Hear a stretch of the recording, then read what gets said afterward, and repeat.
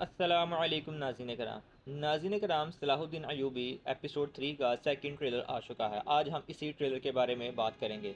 तो नाज़रीन कराम, जैसा कि कौंद माइल्स मर चुका है और ये बात वाज़ह हो चुकी है कि मिस्र में जो वज़ीर दुर्गाम था उसकी मदद बाज़ंतीनी कर रहे थे। ये बात जब सुल्तान नूरुद्दीन ज़िंगी को पता चलेगी तो वो उनको सबक सिखाने के लिए अमीर यारुकी को एक किले को फ़तह करने के लिए भेजेंगे। वो उनको अपना पूरा लश्कर देंगे, को अपना पूरा लश्कर लेकर उस किले के बाहर जाएँ, उस किले को फ़तह करें ताकि उनको ये सबक हासिल हो सके बाज़ंतीनी और शहज़ादा अमालिक को कि वो अगर उनके पीठ पीछे ऐसे काम करेंगे तो उनका अंजाम क्या होगा। और ये किला बकरास किला होगा जिसको वो फ़तह करने के लिए अमीर यारुकी को भेजेंगे।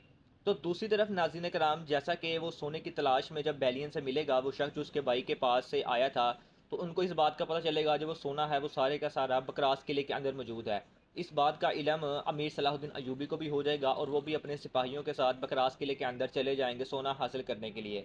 और जैसा कि वज़ीर शहवार भी इस चीज़ के पीछे लगा हुआ था कि उनका ख़जाना खाली है, कहीं से उनको सोना मिल सके और वो अपने ख़जाने को भर सकें, इस बात की भनक उनमें भी लग जाएगी और वो भी अपने कुछ सिपाहियों के साथ बकरास किले के अंदर चला जाएगा सोना हासिल करने के लिए।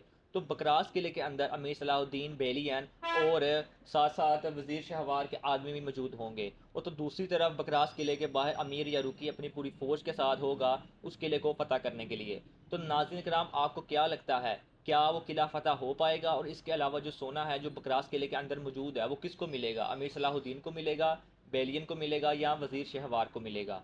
अपनी राय का इजहार ज़रूर कीजिएगा। और अगर आपको नाज़रीन कराम ये वीडियो अच्छी लगी हो तो वीडियो को एक लाइक ज़रूर कीजिएगा। मिलते हैं नाज़रीन कराम आपसे नेक्स्ट वीडियो में, तब तक के लिए अल्लाह हाफिज़।